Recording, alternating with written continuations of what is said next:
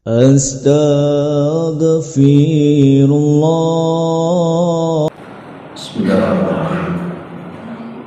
Assalamualaikum warahmatullahi wabarakatuh.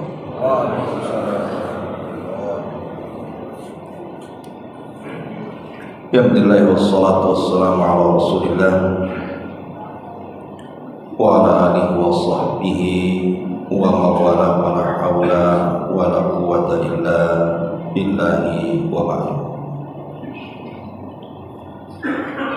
Alhamdulillah, di pagi hari ini kita bisa kembali untuk duduk bermajelis ilmu di tempat yang insyaallah diberkahi Allah Subhanahu wa taala. Karena sekarang berada di bulan Rabiul Awal. Bulan ini mengingatkan kepada kita tentang banyak sejarah Nabi Sallallahu Alaihi Wasallam. Mulai dari lahir beliau, kemudian hijrah beliau sampai wafat beliau, semua terjadi di bulan Rabiul Awal. Maka pembahasan di pagi hari ini kita akan membahas seputar bagaimana Nabi Sallallahu Alaihi Wasallam, kehadiran beliau di tengah-tengah kita ini sebuah nikmat yang luar biasa. Allah Subhanahu wa taala berfirman, "Qul bi fadlillahi wa bi rahmatihi fabidzalika falyafrahu huwa khairun mimma yajma'un."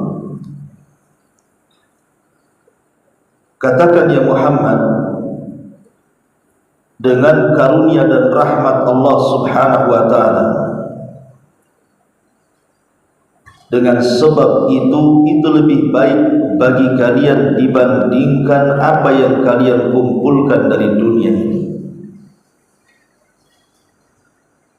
Tentu kelahiran Nabi Sallallahu Alaihi Wasallam adalah sebuah nikmat dan karunia terbesar yang Allah anugerahkan kepada kita. Karena dengan adanya Rasul, maka kita bisa mengenal Allah Subhanahu wa taala dan bisa untuk beribadah kepada Allah. Kalau bukan karena Allah Subhanahu wa taala mengutus para utusannya, maka kita ini seolah-olah hidup sia-sia. Tapi Allah Subhanahu wa taala tidak pernah menciptakan manusia itu sia-sia. Ada tujuannya. Wa ma khalaqtul jinna wal insa illa liya'budun. Tidaklah aku ciptakan jin dan manusia kecuali untuk beribadah kepada Allah Subhanahu wa taala. Salah satunya adalah dengan mengutus Nabi kita Muhammad sallallahu alaihi wasallam. Di dalam Al-Qur'anul Karim, tepatnya surah At-Taubah ayat 128, Allah Subhanahu wa taala berfirman, "Laqad ja'akum rasulun min anfusikum azizun 'alaihi ma 'anittum harisun 'alaikum bil mu'minina raufur rahim." Sungguh telah datang kepada kalian seorang rasul min anfusikum, dari jenis kalian. Artinya Rasul yang diutus Allah itu sama dengan kita manusia. Dan ini juga karunia nikmat yang luar biasa yang Allah anugerahkan kepada kita. Karena kalau seandainya Rasul yang diutus kepada kita ini dari kalangan para malaikat, macam mana kita akan menirunya? Malaikat tidak tampak, malaikat tidak makan, tidak minum, tidak menikah. Hidup mereka hanya ibadah dan ibadah saja. Mustahil kita bisa mencontohnya. Ataupun kalau seandainya Nabi dan Rasul itu diutus dari kalangan jin, jin juga tidak bisa dilihat. dan kondisi jin itu yang buruk jauh lebih banyak dibandingkan yang baik, sehingga kemaksiatan yang mereka lakukan itu lebih banyak dibandingkan ketaatan.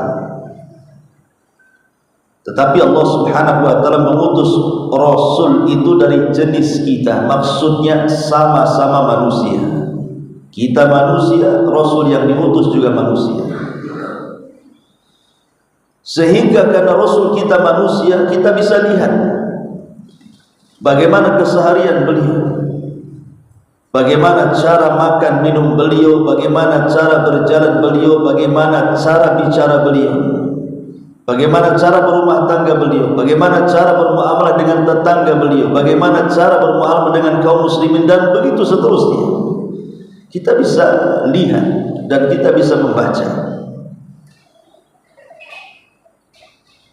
Kemudian Allah mengatakan azizun alaihi ma'anittum, amat sangat berat Rasul itu merasakan penderitaan yang kalian lalui. Harisun alaikum, amat sangat berkeinginan atas kalian mendapatkan hidayah Allah. Bil mu'minina raufur rahim, dengan orang-orang yang beriman Rasul itu sangat baik dan sangat penyayang. Ma'asyiral muslimin yang muliakan Allah Subhanahu wa taala, bertolak dari ayat ini kita akan membahas seberapa sayang Nabi sallallahu alaihi wasallam kepada kita ini, supaya kita tahu kedudukan Nabi sallallahu alaihi wasallam. Yang pertama, asy-syafa'atu li ummatihi. Saking sayangnya Nabi sallallahu alaihi wasallam kepada umatnya, maka Nabi SAW berkeinginan untuk memberikan syafaat kepada umatnya. Di dalam hadis yang panjang sekali bicara tentang syafaatul uzma, syafaat yang besar. Ketika manusia datang kepada Adam, kemudian datang kepada Nuh, kemudian datang kepada Ibrahim, kemudian datang kepada Musa dan Isa, seluruh nabi-nabi ini angkat tangan ketika diminta untuk memberikan syafaat atau meminta syafaat kepada Allah Subhanahu wa taala. Hanya Nabi kita Muhammad sallallahu alaihi wasallam yang kemudian datang di bawah arsy, kemudian sujud dengan sujud yang lama. Kemudian Allah Subhanahu wa taala mengatakan, irfa ra'saka ya Muhammad, angkat kepalamu wahai Muhammad, sal tu'ta, minta kau diberi, kul tusma, katakan kau didengar, isfa tusyafa, mintalah syafaat, engkau akan diberikan syafaat. Salah satu ucapan Nabi SAW ketika Allah mengatakan isfa tusyafa, mintalah syafaat, aku akan berikan syafaat. Apa kata Rasul dalam hadis Sahih Bukhari? Dia mengatakan, ya Rabbi ummati ummati, wahai Rabb, bagaimana nasib umatku, bagaimana nasib umatku. Fayuqalu, maka dikatakan, ya Muhammad, adkhilil jannata min ummatika ma la hisaba alaihi minal bab al-ayman min abwabil jannah. Wahai Muhammad, masukkanlah ke dalam surga dari umatmu itu orang-orang yang tidak mendapatkan hisab dari pintu sebelah kanan. Kalimat ini ketika Nabi SAW mengatakan bagaimana nasib umatku, bagaimana nasib umatku di sini, ini menunjukkan apa? Sayangnya Nabi SAW kepada umatnya. Dia tidak mau umatnya celaka pada hari kiamat. Makanya dia minta jatah kepada Allah agar umatnya dimasukkan ke dalam surga. Itu tanda Rasul sayang dengan kita. Ini yang pertama. Yang kedua, buka'uhu min ajli ummatihi. Rasul terkadang menangis karena memikirkan kita sebagai umat. Abdullah ibn Amr ibn As, seorang pencatat hadis terbanyak dari hadis-hadis Nabi SAW di zamannya, Beliau menceritakan, satu hari Nabi SAW membaca kisah Ibrahim dan kisah Isa. Di antaranya beliau mengatakan, Ibrahim alaihi salatu wassalam pernah mengatakan, dan itu dikutip dalam Al-Quran, Rabbi innahunna adlalna katsiran minan nas faman tabi'ani fa innahu minni. Ya Rabb, sesungguhnya berhala-berhala itu sudah banyak menyesatkan manusia, maka barang siapa yang mengikuti diriku maka dia termasuk golonganku.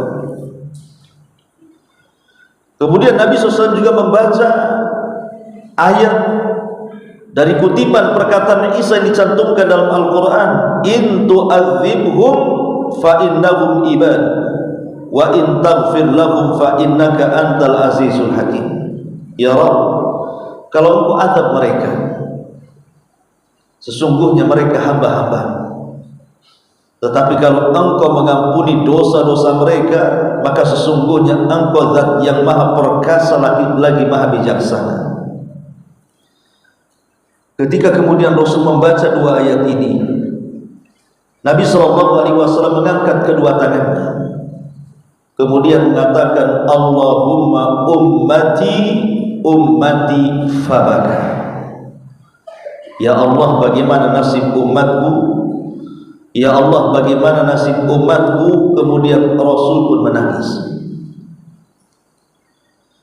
Maka Allah Subhanahu wa taala ketika melihat Rasulullah SAW menangis memikirkan umatnya, maka Allah Subhanahu wa taala berfirman kepada Jibril, ya Jibril, idhab ila Muhammad. Jibril, berangkatlah kepada Muhammad, lihat dia. Wa rabbuka a'lam, tentu Allah lebih tahu. Fasalhu ma yubki, tanya kepada dia, kenapa dia sampai menangis?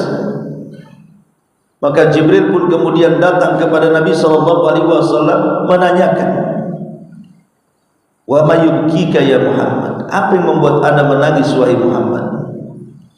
Maka Nabi SAW mengatakan, ummati ummati, aku memikirkan umatku dan umatku. Maka kemudian Jibril pun mengatakan, aku dapat pesan dari Allah Subhanahu wa taala, inna sanurdika fi ummatika wa lanasubuk, bahwa kami, kata Allah lewat pesan Jibril, akan meredoi umatmu dan tidak mungkin berlaku buruk kepada umatmu. Lihat bagaimana tangisan Nabi SAW memikirkan kita semuanya. Kalau bukan karena sayang, apa namanya?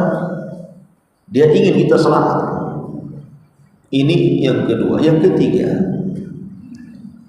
takhsisu ummatihi bidakwatihil mustajabah. Nabi mengkhususkan dalam doanya, sengaja tidak dikeluarkan dalam kehidupannya karena ingin mengkhususkan doa itu untuk umatnya. Ingat, setiap Nabi itu kan punya doa yang mustajab, setiap Nabi. Tapi semua Nabi, doa-doa mustajab yang kita katakan doa pamungkas itu, semua dikeluarkan di dunia, kecuali Nabi kita Muhammad SAW sengaja disimpan doa itu. Untuk siapa? Untuk kita. Nabi SAW mengatakan dalam hadis Anas ibn Malik radhiyallahu anhu, dikeluarkan Imam Bukhari, likullin nabi da'watun mustajabatun qad da'a biha li ummatihi. Setiap nabi itu punya doa yang pasti dikabulkan, tapi setiap nabi sudah dikeluarkan doa-doanya untuk umatnya, kecuali Nabi kita Muhammad SAW. Kemudian kata Nabi SAW, wa inni ikhtaba'tu da'wati, tetapi berbeda dengan aku, kata Rasul, aku tidak pernah mengeluarkan doa itu.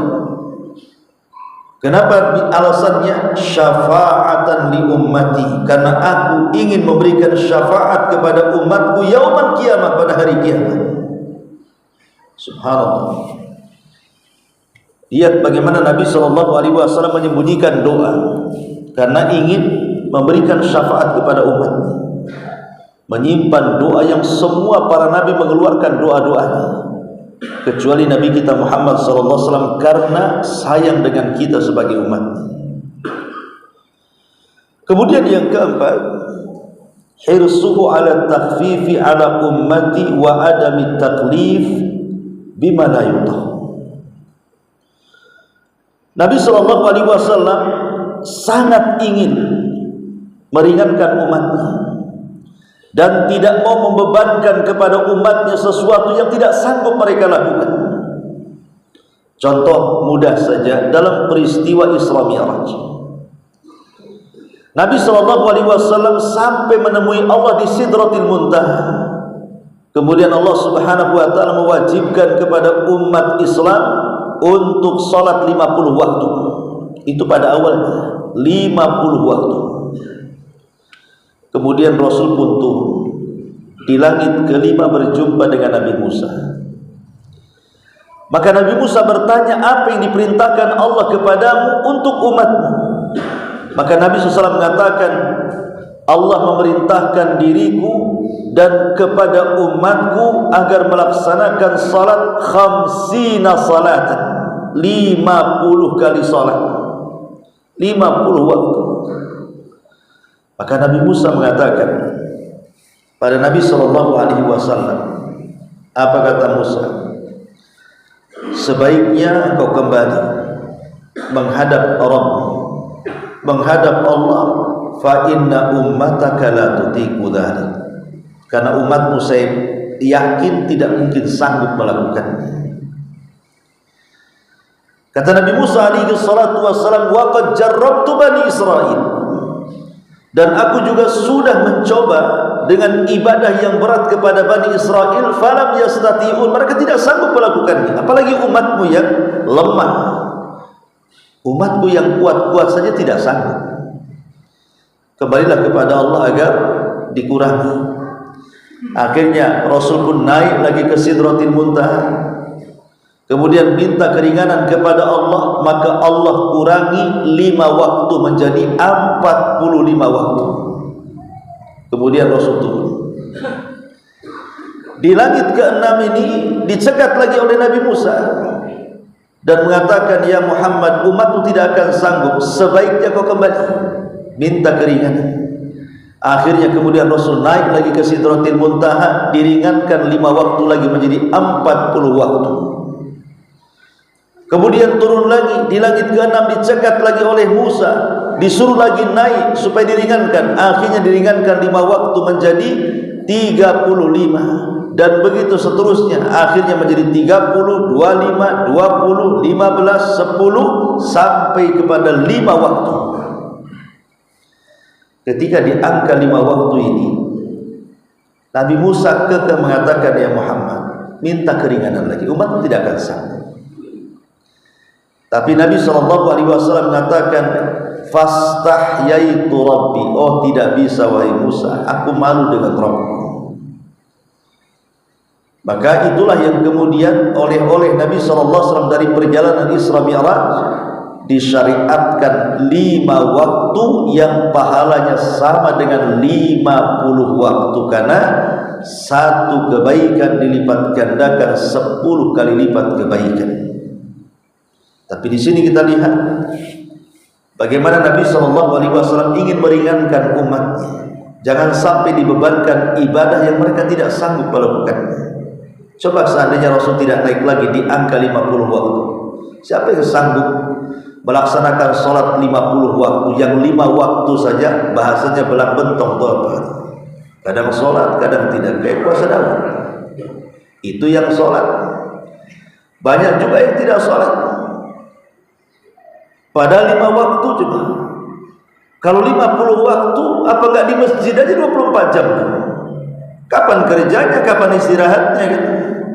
Tapi Rasul tahu umatnya tidak akan sanggup. Dan ini bentuk sayang Rasul kepada kita. Bersyukur kita punya Nabi yang sayang dengan umatnya. Ini yang keempat. Yang kelima, fathu babit taubati li ummati. Nabi SAW membuka pintu tobat bagi umatnya. Allah Subhanahu wa taala berfirman di dalam surah Al-Anfal ayat 33, "Wa ma kana Allahu liyu'adzibahum wa anta fihim wa ma kana Allahu mu'adzibahum wa hum yastaghfirun." Sekali-kali Allah Subhanahu wa taala tidak akan mengazab mereka selama engkau wahai Muhammad hidup di tengah-tengah mereka. Dan sekali-kali Allah Subhanahu wa taala tidak mengazab mereka selama mereka senantiasa beristighfar kepada Allah Subhanahu wa taala. Kata Abdullah bin Abbas radhiyallahu anhu, lihat ayat ini. Allah Subhanahu wa taala menjadikan kita ini aman dari azab Allah Subhanahu wa taala itu karena dua perkara. Pertama, karena Nabi hidup di tengah-tengah kita. Yang kedua, karena kita banyak beristighfar. Pertanyaannya, apakah Nabi hidup di tengah-tengah kita? Tidak, Rasul sudah wafat.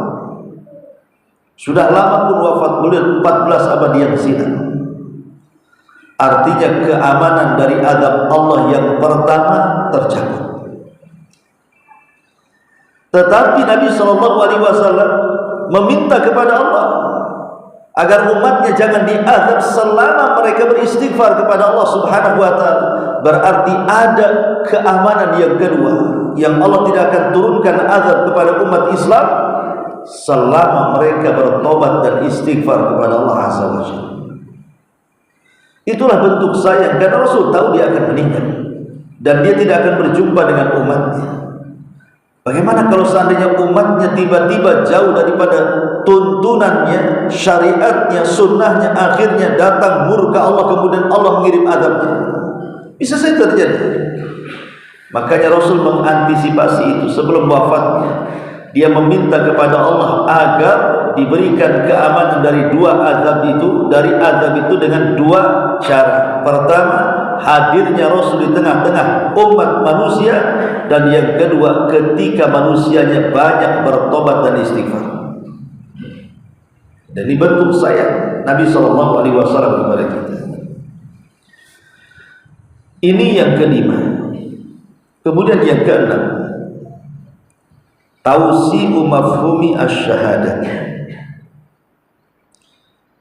Nabi SAW meluaskan pemahaman makna kalimat syahadah, kalimat syahid. Uqbah ibn Amir radhiyallahu anhu dia mengatakan, Rasul, apa itu definisi syahid? Maka Nabi SAW mengatakan, ya, orang yang mati syahid adalah orang yang meninggal dalam pertempuran melawan musuh-musuhnya, melawan orang kafir. Dia mati syahid.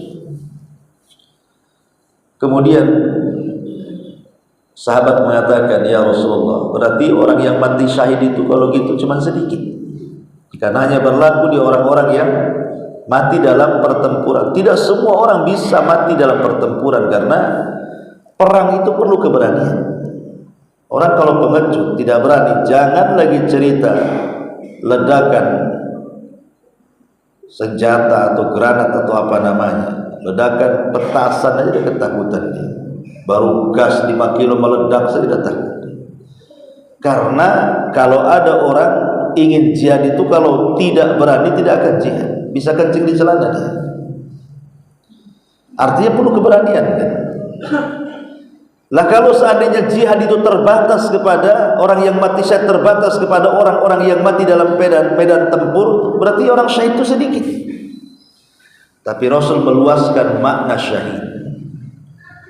Walaupun tidak harus meninggal dalam pertempuran, tapi ada kategori-kategori tertentu kalau meninggal dia mati syahid. Seperti apa? Kata Nabi SAW, dia mengatakan, man qutila fi sabilillah fahuwa syahid, wa man mata fi ta'un fahuwa syahid, wa man mata fi sabilillah fahuwa syahid, wal ghariqu syahid, wal mabtulu syahid. kemudian wasahibul hadmi syahid wan nufasa'u fi sabilillahi syahid. Syahidah. Kata Nabi SAW, orang yang meninggal di medan pertempuran itulah mati syahid. Begitu juga orang yang terkena penyakit taun, dia mati syahid. Kemudian orang yang tenggelam, dia mati syahid. Kemudian orang yang terkena penyakit perut, sakit perut kemudian meninggal, maka dia syahid. Kemudian orang-orang yang tertimpa reruntuhan, maka dia syahid. Kemudian wanita yang sedang melahirkan kemudian dia mati, maka wanita itu syahidah. Kenapa Rasulullah SAW meluaskan definisi syahid ini? Karena sayang dengan umatnya. Kalau anda ingin syahid kemudian dikatakan syahid harus bertempur, kan tidak semua orang yang bisa bertempur. Makanya Nabi SAW memberikan alternatif lain, bahwa kita juga bisa mati syahid, tidak mesti bertempur. Bisa saja matinya karena tenggelam, bisa saja matinya karena terbakar, bisa saja matinya karena kena runtuhan, bisa saja matinya karena penyakit perut, kolera dan yang semacamnya, atau seorang wanita yang melahirkan kemudian meninggal, dan begitu seterusnya. Dengan meluaskan makna syahid, ini bentuk sayang Nabi kepada kita. Tapi tentu maksudnya syahid yang kedua ini, kalau kita orang baik. Jadi kita orang baik, rajin sholat, melaksanakan yang wajib, menjauhi yang diharamkan, kemudian Allah pilihkan matinya seperti itu, maka dia mati syahid. Tapi kalau orang jahat dipilihkan matinya kayak gitu, ya dah syahid lah. Itu awal daripada azab dia. Jadi ini orang-orang baik yang dipilihkan meninggalnya seperti itu. Itulah yang dikatakan syahid. Ini yang keenam. Yang ketujuh, su'alu rabbih azza wa jal an yahfadha ummatihi, an yahfadha ummatahu. Nabi SAW meminta kepada Allah agar Allah menjaga umatnya. Disebutkan dalam Sahih Muslim, satu hari Nabi SAW kemudian beliau masuk ke dalam masjid. Kemudian dalam masjid itu beliau lewat dengan seorang sahabat. Dan ini kisahnya Rasulullah SAW sedang melakukan safar ke Bani Muawiyah. Ketika Nabi SAW kemudian mulai bertakbir kemudian ruku, maka para sahabat yang ikut sholat di belakang Rasul pun mengikuti sholatnya Nabi. Lah ketika sholat itulah Rasul berdoa dengan doa yang sangat panjang, fada'a tawilan, maka Rasul pun doa dengan doa yang cukup panjang. Tsumma sharafa ilaina, kemudian setelah doa Rasul menghadapkan wajahnya kepada kami para sahabat. Faqala Nabi sallallahu alaihi wasallam, kata Rasul, kenapa tadi aku doa dengan doa yang panjang? Ingin tahu kalian isi doa? Kata Rasul, sa'altu rabbi thalathan, karena di doaku tadi aku meminta kepada Rabbku 3 perkara. Fa'atani thintaini wa mana'ani wahida. Allah kabulkan 2 tapi Allah tolak 1. Di antaranya adalah sa'altu rabbi, aku meminta kepada Rabbku alla yuhlika ummati bisinati fa'ataniha. Aku meminta kepada Allah agar jangan Allah membinasakan umatku dengan kekeringan, paceklik berkepanjangan. Rasul meminta, ya Rabb, jangan sampai umatku dibinasakan gara-gara paceklik dan kekeringan. Dan Allah kabulkan.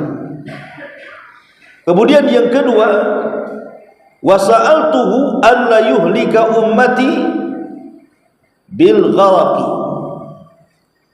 Dan aku juga meminta kepada Allah Subhanahu wa taala agar jangan sampai umatku itu ditenggelamkan seperti Firaun dan juga bala tentaranya ditenggelamkan. Maka Allah pun mengabulkannya. Inilah dua perkara yang dikabulkan Allah dan satunya tidak dikabulkan Allah. Tapi lihat dua-duanya. Doanya Nabi SAW untuk siapa? Untuk kita. Agar Allah Subhanahu wa taala menjaga kita dari kekeringan, dari paceklik berkepanjangan, dari banjir yang menenggelamkan. Ini tidak lain karena sayangnya Nabi SAW kepada kita, sehingga mendoakan kita supaya selamat dari itu semua. Ini juga bukti sayangnya Rasul kepada kita. Kemudian yang ke-8, du'a'uhu li ummatihi ba'da kulli salatin. Bagaimana Rasul setiap salat itu, sesudah salat, beliau tidak lupa mendoakan umatnya. Setiap salat. Dari Aisyah Ummul Mukminin radhiyallahu anha, dia pernah berkata, ketika aku melihat dari Nabi sallallahu alaihi wasallam, beliau baru saja melaksanakan salat. Kemudian aku katakan, ya Rasul, doakanlah kepada Allah untukku kebaikan. Faqala, maka Rasul mengatakan kepada Aisyah radhiyallahu anha, Allahumma ighfir li Aisyah ma taqaddama min dhanbihi wa ma ta'akhkhar wa ma asarrat wa ma a'lanat. Ya Allah, berilah ampunan kepada istriku Aisyah dari dosa-dosa yang telah lalu atau dosa-dosa yang akan datang, baik dosa-dosa yang disembunyikan atau dosa-dosa yang terang-terangan. Tiba-tiba Aisyah tertawa ketika didoakan seperti itu oleh Nabi sallallahu alaihi wasallam, sampai saking tertawanya saqata ra'suha fi hijriha, sampai kemudian kepalanya menjatuhkan diri pada pangkuan Rasul, saking tidak sadar dia tertawa terbahak-bahak. Kemudian Nabi ditanya oleh Aisyah, wahai Rasul, apakah doa itu hanya untukku saja? Maka Rasul SAW, oh tidak, wallahi innaha la da'wati li ummati fi kulli shalah. Tidak, aku maksudkan dengan doa itu bukan untukmu saja wahai Aisyah, tapi kepada semua umatku aku doakan ampunan dosa-dosa mereka. Allahumma ighfir li ummati, ya Allah ampunilah umatku. Inilah tanda sayang Nabi sallallahu alaihi wasallam. Kemudian juga yang ke-9, tamannihi ru'yata man ja'a ba'dahu min ummati. Rasul itu kepengen berjumpa dengan kita, tapi mustahil. Usia umat manusia hanya berkisar 60 sampai 70 tahun saja. Itu dari ucapan Nabi. Dan Rasul meninggal di usia 63 tahun, tidak sampai 70 tahun. 5 hari sebelum meninggal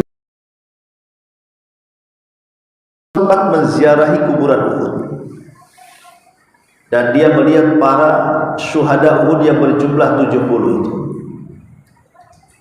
Kemudian ketika masuk ke kuburan, dia mengatakan, assalamu alaikum ya syuhada Uhud, nas'alullah wa lakumul afiyah wa inna insyaallahu bikumul lahiqun.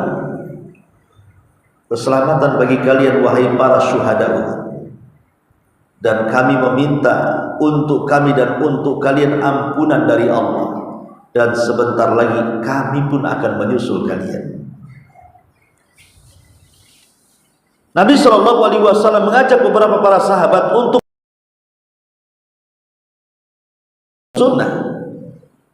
Ziarah bagi laki-laki sunnah, tapi bagi perempuan tidak sunnah kecuali sekali-kali. Boleh sekali-kali, tapi laki-laki ini harus berkali-kali, karena itu sunnah Nabi. Kenapa Nabi SAW membawa para sahabat ziarah kubur dari Madinah ke Uhud? Kan jauh. Nabi ingin mengatakan kepada para sahabat, merekalah para pahlawan kita. Kalau bukan karena Allah kemudian mereka, tentu kita tidak seperti ini. Kalau bukan karena jasa mereka, tentu kita tidak seperti ini. Rasul ingin mengingatkan kebaikan para syuhada Uhud. Merekalah para pahlawan kita. Kemudian Nabi SAW pulang. Ini 5 hari sebelum wafatnya. Dia ziarah kuburan. Kemudian setelah itu pulang. Di tengah perjalanan Tiba-tiba Nabi SAW menangis. Sahabat heran. Wa ma yubkika ya Rasulullah, apa yang membuat Anda menangis wahai Rasul? Ini di perjalanan pulang. Maka Nabi SAW mengatakan, asfaqtu li ikhwani, aku rindu dengan teman-temanku. Aku rindu dengan teman-teman. Sahabat makin heran lagi. Awalasna ikhwanuka ya Rasulullah, bukankah kami adalah teman-teman wahai Rasul? Kata Rasulullah, bukan, antum ashabi, engkau ini sahabat-sahabatku, bukan teman-teman. Lalu apa yang Anda maksudkan? Bukankah sahabat dengan teman itu maknanya sama? Kata Rasul, beda. Adapun teman-temanku yang aku rindu berjumpa dengan teman-temanku, mereka adalah kaumun lam yarawni wa yu'minu bi. Mereka sebuah kaum yang tidak pernah melihatku tapi beriman denganku. Mereka sebuah kaum melihat aku pun tidak sama sekali, tapi mereka mau percaya dengan aku. Siapa mereka? Ya kita. Kita ini tidak pernah melihat Nabi, kita tidak pernah melihat Rasulullah SAW seperti para sahabat kan? Tapi kita yakin bahwa Muhammad adalah Nabi kita. Lah, Nabi SAW merindukan berjumpa dengan kita. Mustahil mungkin kita berjumpa dengan Rasul. Bukankah Rasul yang mengatakan, man ahya sunnati faqad ahabbani, barang siapa yang menghidupkan sunnahku maka dia telah mencintaiku. Wa man ahabbani kana ma'i fil jannah, dan siapapun yang mencintai sunnahku kata Rasul, maka dia akan bersamaku di surga. Artinya bahwa tidak ada yang mustahil bagi kita berjumpa dengan Nabi SAW, tapi kelak di surga kalau kita masuk surga. Dan setiap umat Islam pasti masuk surga, kecuali yang enggan masuk surga. Sahabat bertanya Rasul, kok ada orang yang bodoh yang enggan masuk surga? Siapa mereka itu? Maka Rasul mengatakan, man ata'ani dakhalal jannah wa man asani faqad aba. Orang yang taat kepadaku dialah masuk surga, dan orang yang bermaksiat kepadaku itulah orang yang enggan masuk surga. Ma'asyiral muslimin wal muslimat rahimakumullah. Ini yang ke-9, yang ke-10. Ta'arifuhu ala ummatihi yaumal qiyamah. Nabi SAW sangat mengenali pada hari kiamat umatnya yang mana. Anda bisa bayangkan, di padang mahsyar itu manusia dibangkitkan itu sejak zaman Adam sampai orang yang terakhir mati. Tahu jumlahnya? Siapa yang tahu jumlahnya kecuali Allah? Semua dihidupkan. Lah Nabi datang belakangan. Bagaimana dia tahu dia umatnya? Dari sekian banyak orang yang dihadirkan di padang mahsyar itu. Nabi SAW karena sudah memberi tanda.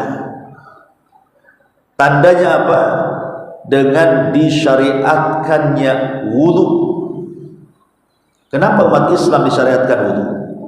Karena salah satunya wudu itulah yang akan memberikan tanda kepada kita pada hari kiamat sehingga Rasul bisa mengenali kita. Karena Nabi SAW mengatakan dalam sebuah hadis bahwa mereka orang-orang yang berwudu itu mereka akan mendapatkan ghurran muhajjalina min atharil wudu. Ghurran muhajjalin. Ghurran itu cahaya di dahi. Muhajjalin itu artinya cahaya di kaki dan semua anggota badan wudu. Sehingga Rasulullah SAW mempermisalkan ketika ditanya Rasul, bagaimana caranya engkau bisa mengenali umat pada hari kiamat? Kata Rasul, gampang saja. Ketika kuda-kuda hitam, semua hitam, tidak ada yang warna lain. Tiba-tiba ada satu kuda yang berwarna putih. Bukankah aku bisa mengenalinya? Kalau semua ribuan kuda hitam, tiba-tiba ada satu saja kuda putih, bukankah kita akan mengenali itu beda sendiri? itulah mengenali umatku, kata Rasul, dengan cahaya yang memancar dari anggota wudu mereka. Artinya kalau tidak pernah berwudu, Rasul tidak akan kenal dengan kita. Makanya saya heran kadang-kadang di masyarakat tuh yang nggak pernah sholat, karena berarti nggak pernah wudu, nggak pernah sholat. Tapi kalau acara-acara yang konon katanya acara itu demi mengenang kelahiran Nabi, berbondong-bondong mereka datang. Tapi habis acara itu ya tidak sholat juga mereka. Gimana caranya?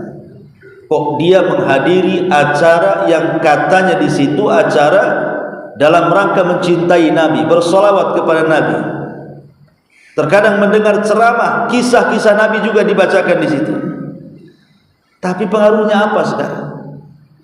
Lalu apa faedahnya? Kalau seandainya kemudian selepas acara itu dia kemudian meninggalkan yang wajib dan masih melakukan yang diharamkan. Ma'asyiral muslimin yang dimuliakan Allah Azza wa Jalla.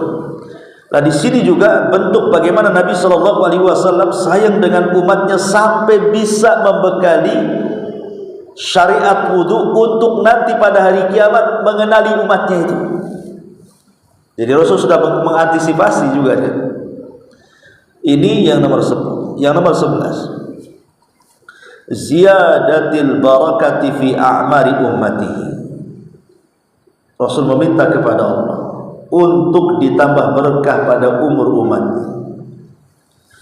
Kita tahu bahwa umur manusia dari zaman ke zaman itu semakin pendek.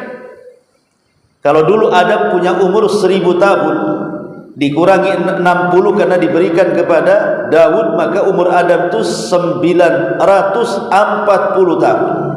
Panjang. Berapa abad dia hidup? Tetapi semakin kesini maka Rasul mengatakan umat ini atau manusia ini akan semakin pendek postur tubuhnya dan akan semakin pendek pula usianya. Kalau zaman dulu kan tinggi-tinggi tuh, kayak raksasa zaman kaum Ad, kaum Samud itu kan. Nah, sekarang kan kalau mungkin kita hidup di zaman kaum Ad, kita dikatakan bocil tuh. Ini orang kerdil kita ini. Kalau kita dihidupkan di zaman kaum Ad dengan postur tubuh kita kayak kita hari ini. Karena kaum Ad itu besar-besar, raksasa-raksasa kan gitu. Sama dengan karena kehidupan mereka kan dekat dengan Nabi Adam. Tapi Rasulullah mengatakan manusia itu semakin jauh daripada Adam, maka semakin pendek posturnya, semakin pendek pula umurnya. Makanya kita lihat di usia 60 tahun sudah meninggal, bahkan di usia 40 tahun sudah meninggal, bahkan di usia 30 tahun sudah meninggal. Dan hari ini sensus kematian itu paling banyak kematian itu dirasakan anak-anak muda dibandingkan orang tua. Hari ini kematian itu lebih banyak anak muda dibandingkan orang tua. Kenapa? Karena kematian yang paling banyak itu di jalan raya dibandingkan di rumah sakit. Dan yang bisa naik motor itu biasanya anak-anak muda yang suka trek-trekan itu. Mana ada kakek-kakek nenek-nenek trek-trekan? Geng apa tuh namanya? Ya, yang mati anak-anak muda. Yang kena narkoba anak muda. Pernah lihat nenek-nenek narkoba? Nggak usah narkoba, mati dia sebentar lagi. Orang yang mati gara-gara miras, minuman keras, ya anak-anak muda. Yang kena narkoba mati overdosis, ya anak muda. Yang kena mati tawuran, ya anak-anak muda. Nggak ada tawuran itu kakek-kakek semua. Semua anak-anak muda. Yang mati tabrakan anak-anak muda. Makanya sensus hari ini tuh lebih banyak anak muda yang mati dibandingkan orang tua. Orang tua itu di rumah saja, paling makan tepung dia, narkoba, akan mati makan tepung. Artinya bahwa makin kesini tuh kan kematian itu justru makin pendek. Bahkan anak-anak sudah mati sekarang, karena mungkin banyak makanan-makanan yang tidak sehat gitu. Akhirnya bayi-bayi ataupun anak-anak kecil sudah dioperasi mati. Subhanallah kan itu. Tapi lihat, yang ingin saya katakan di sini adalah Bagaimana Nabi Shallallahu Alaihi Wasallam disebut Imam Malik dalam muwatta'nya itu, dia mengatakan, aku mendengar orang yang aku percaya bahwa Nabi Shallallahu Alaihi Wasallam pernah diperlihatkan umur manusia, rupanya mereka panjang-panjang. Maka kemudian diceritakan kepada para sahabat, heran, kok mana ada umur sampai ribuan tahun. Maka Jibril kemudian datang menyampaikan wahyu dari Allah Subhanahu wa taala bahwa dalam Islam itu ada satu malam yang sama dengan 1000 bulan. Itulah Lailatul Qadar. Ya, kita tidak diberikan umur yang panjang seperti umat dulu, tapi umur kita bisa menjangkau umat dulu dengan cara apa? Mendapatkan Lailatul Qadar. Kalau setiap tahun kita mendapatkan Lailatul Qadar, kan sama seolah-olah kita diberikan umur 83 tahun 6 bulan atau 84 tahun kurang lebih lah. Kalilah kalau seandainya kita mendapatkan Lailatul Qadar itu dari usia balik 15 tahun bagi laki-laki, 9 tahun bagi perempuan. Sekarang usia kita sudah 40 tahun, dan setiap tahun kita mendapatkan Lailatul Qadar kali saja 84 tahun kurang lebih kali 30. Kan sudah banyak tuh usianya. Jadi dengan umatnya itu, Rasul walaupun umatnya tidak panjang seperti umat dulu, tapi meminta kepada Allah umur yang pendek itu diberkahi Allah. Makanya ada istilah kata Nabi SAW, khairukum man tala umruhu wa hasuna amaluhu. Sebaik-baik kalian adalah yang panjang umurnya. Tapi berapalah panjang umur itu? Berapa panjang umur kita? Paling tinggi mungkin 70, 80, 90 itu sudah jarang. Ada tapi jarang. Tapi kebanyakan di bawah 70 yang usianya sudah 69 tahun. Berarti 1 tahun lagi OTW. Ya, kematian itu kan tidak tahu. Yang jelas kan bahwa Rasul mengatakan 70 tahun, ya bisa lebih. Tapi kan kebanyakan kadang-kadang 60 tahun. Rasul aja di 60 tahun, di 63 tahun itu Rasul meninggal. Ya, umatnya kurang lebih dengan nabinya. Makanya bersyukurlah kalau memang di antara kita itu lewat di usia 70 tahun ke atas, 70 tahun 2, 72, 73 dan begitu seterusnya. Manfaatkan waktu itu, berarti Allah sayang dengan kita. Masih diberikan kesempatan untuk menggali pahala sebanyak-banyaknya. Jangan makin tua makin jadi. Tua-tua keladi itu. Ya. Makin tua itu makin jadi apa ya tak tahu. Tapi yang jelas di sini Nabi Shallallahu Alaihi Wasallam saking sayang dengan umatnya itu minta supaya umur umatnya diberkahi dengan adanya Lailatul Qadar. Kemudian yang nomor 12, khaufuhu ala ummati min iddati umuri. Ada perkara-perkara yang Rasul takutkan kepada umatnya tertimpa. Yang pertama, asyirkul asghar. Rasul takut kalau umatnya itu terjangkit penyakit syirik kecil. Apa kata Rasul? Nabi mengatakan, inna akhwafa ma akhafu, sesungguhnya yang paling aku khawatirkan dan yang paling aku takutkan, kata Rasul, jangan sampai umatku terkena syirik kecil. Sahabat bertanya Rasul, apa yang dimaksud syirik kecil itu? Maka Rasul mengatakan, ar-riya, syirik kecil itu adalah riya, beramal karena ingin dipuja-puji manusia, atau beramal karena ingin didengar manusia sehingga kita sedap mendengarkannya, atau beramal karena ujub demi manusia. Ini semua riya. Rasul takut jangan sampai menimpa umatnya. Kemudian juga Rasul khawatir kepada umatnya yang suka mengakhir-akhirkan salat. Kata Nabi SAW, inna akhwafa ma akhafu ala ummati ta'khiruhumus salat an waqtiha. Sesungguhnya yang paling aku khawatirkan kepada umatku itu ketika umatku suka mengakhir-akhirkan waktu salat pada waktunya. Ini yang Rasul takutkan. Dan yang Rasul takutkan 14 abad atau 15 abad yang silam menjadi kenyataan sekarang. Lihat orang-orang yang mengakhir-akhirkan waktu sholat itu banyak sekali, bahkan yang tidak sholat banyak ya. Kemudian soal fitnah wanita, Rasul sangat takut. Kemudian tentang su'ul khuluq, buruknya akhlak yang menimpa umatnya, Rasul sangat takut. Kemudian al-mujahirah bil maksiyah, maksiat yang terang-terangan Rasul takut. Dzunubul, sangat takut sekali menimpa umatnya. Termasuk juga orang-orang yang murtad, orang-orang yang jauh dari hidayah, Rasul sangat takut. Jadi saking cintanya dengan umatnya, Rasul sampai takut terjangkit umatnya dengan perkara-perkara ini.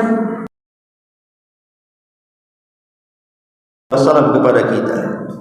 Kemudian juga yang selanjutnya, Rasul juga tanda sayang kepada kita mengorbankan kurban untuk dia dan umatnya bagi yang tidak sanggup berkorban. Jadi Rasul itu kalau mau berkorban kan 2 ekor kambing.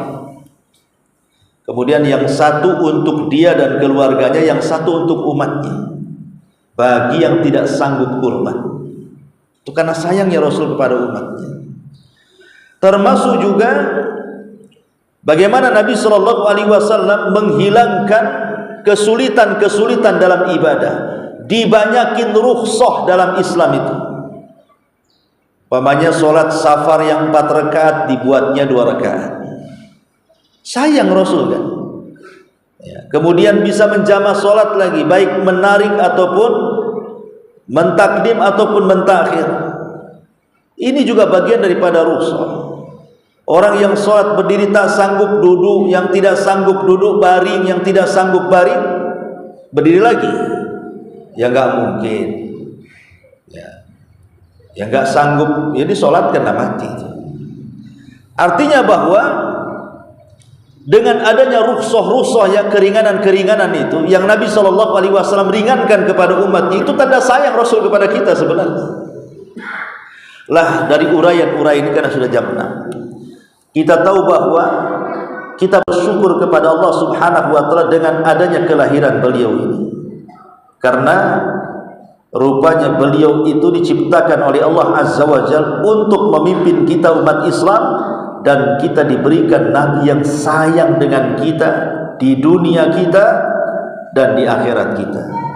Qul bi fadlillah wa bi rahmatihi fabidzalika falyafrahu huwa khairun mimman yajma'un. Katakan ya Muhammad, karena karunia dan rahmat Allah Subhanahu wa taala, dan kelahiran Rasul bagian daripada karunia dan rahmat, itu lebih baik.